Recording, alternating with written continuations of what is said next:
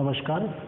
देखिए, admission of new partner के अंतर्गत हमने रिवॉल्यूशन से पहले मीन्स अपने पास में टोटली 7 एडजस्टमेंट है।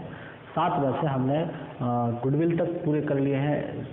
Calculation of new ratio, valuation of goodwill and treatment of goodwill. After treatment हमारे पास जो टॉपिक आता है वो है रिवॉल्यूशन। रिवॉल्यूशन का मीन्स होता है पुनर्मूल्यांकन।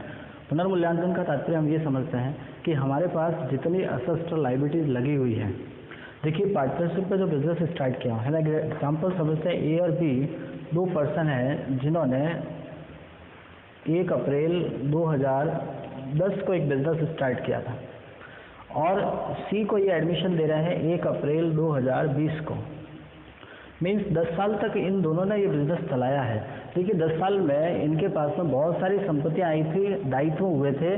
आज की स्थिति में 2020 में जब वो बंदा आ रहा है आपके साथ में, आपके पास जो पहले से असेट्स लगी है उनको खरीदने का ईयर काफ़ी हद तक पहले हो सकता है। उनकी कॉस्ट कुछ हद तक अलग हो सकती है, उनकी बुक वैल्यू अलग हो सकती है, क्योंकि जब तक किसी वस्तु का आवश्यकता नहीं पड़ी है हमने उसका वैल्यूएशन नहीं किया है। तो जब एक नया पार्टनर आता है तब हमारे पास जितने असेट्स और लायबिलिटीज लगे हुए हैं उनका हम एक वैल्यूएशन करते हैं। एक बार फिर वैल्यूएशन देखते हैं कि जब हमने खरीदा था या हमारी बुक में जो उनका वैल्यू लिखा हुआ है क्या प्रेजेंट भी वही वैल्यू है या नहीं है। ऐसा क्यों किया जाता है? क्योंकि ये करने से न पुराने साझेदार या न नया साझेदार किसी को लाभ या हानि नहीं होनी चाहिए। फॉर एग्जाम्पल हम समझते हैं कि हमारे पास 1 अप्रैल 2010 के एक आपने 5 लाख में बिल्डिंग खरीदा था। 2020 में क्या उसकी वैल्यू 5 लाख थोड़ी ना है? हो सकता है ये बढ़ के 6 लाख हो गई हो, या हो सकता है ये घट के 4 लाख हो गई हो। तो यदि 6 लाख होती है उस समय, यदि आपका वैल्यूएशन 5 लाख रखकर आप उसके बेस पे नए साझेदार को आप कैपिटल लाने के लिए कहते हो तो पुराने साझेदारों का लॉस होता है, और 4 लाख के बेस पे लेके आते हो तो नए साझेदार का लॉस होता है। तो ओवरऑल कहने का तात्पर्य यह है हमारे पास कि न तो पुराने साझेदारों का लॉस होना चाहिए, ना ही नए साझेदार की लॉस होना चाहिए। तो आज प्रेजेंट में इन कंडीशन आपके पास जो असेट्स और लायबिलिटीज है उनका वैल्यू क्या है, उसके बेस पर हम उस नए साझेदार को अपना एडमिशन देंगे। ये जो रिवैल्यूएशन है वो मोस्टली हम 4 स्थितियों में करते हैं।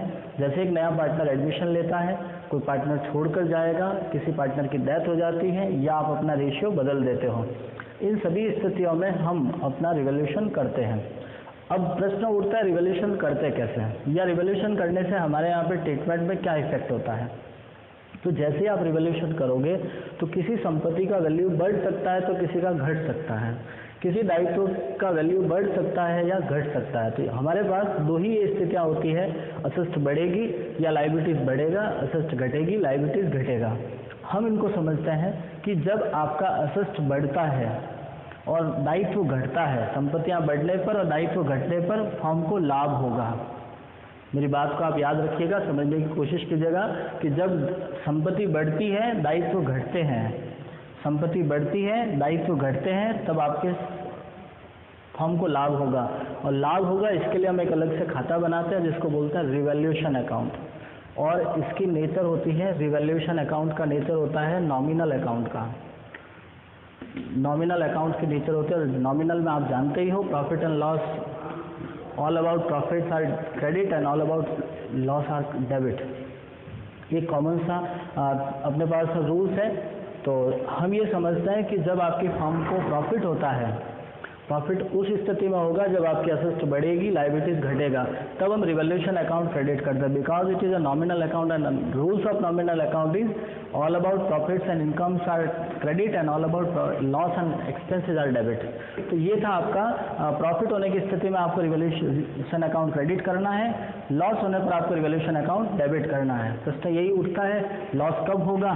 तो असेट्स घटेगी, दायित्व बढ़ेंगे। जब संपत्तियां बढ़ती है तब लाभ होता है, संपत्ति घटती है तो हानि होती है।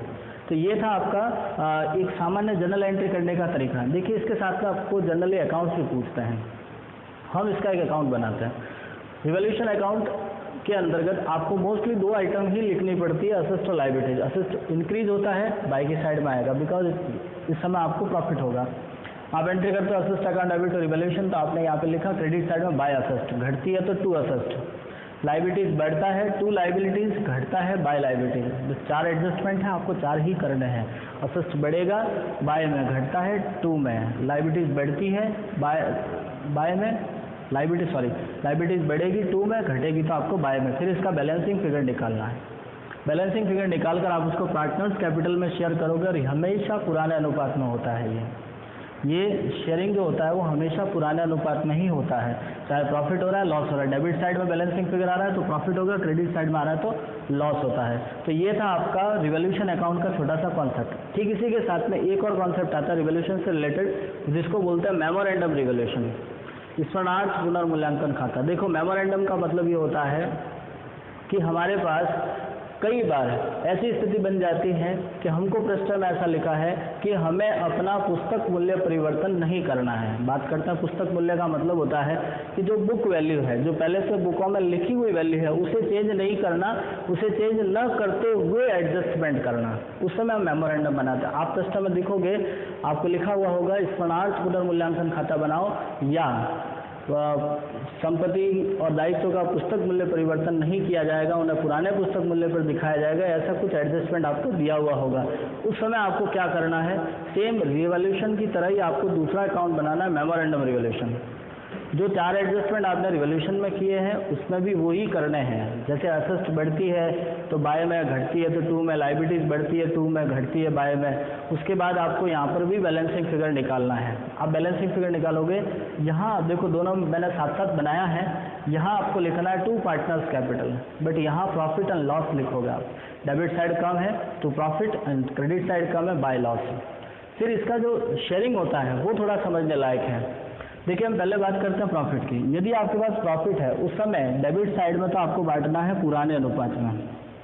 जो प्रॉफिट है तो डेबिट साइड में बांटोगे पुराने अनुपात में, और सेम अमाउंट को क्रेडिट साइड में नए अनुपात में। ये इसका एडजस्टमेंट होता है, डेबिट साइड में पुराने अनुपात में और क्रेडिट साइड में नए अनुपात में।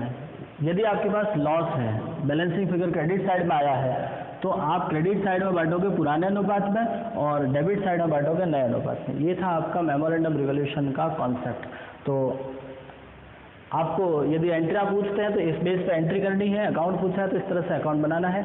एक बात और, ये आपके इस टॉपिक में से एक बड़ा क्वेश्चन आता है न्यूमेरिकल टाइप का 6 नंबर का, और कंपलसरी अकाउंट पूछा जाता है। तो कोशिश कीजिएगा इसको समझने के लिए। यदि किसी प्रकार की समस्या रहती है तो आप जरूर हमें इन्फॉर्म करें। धन्यवाद।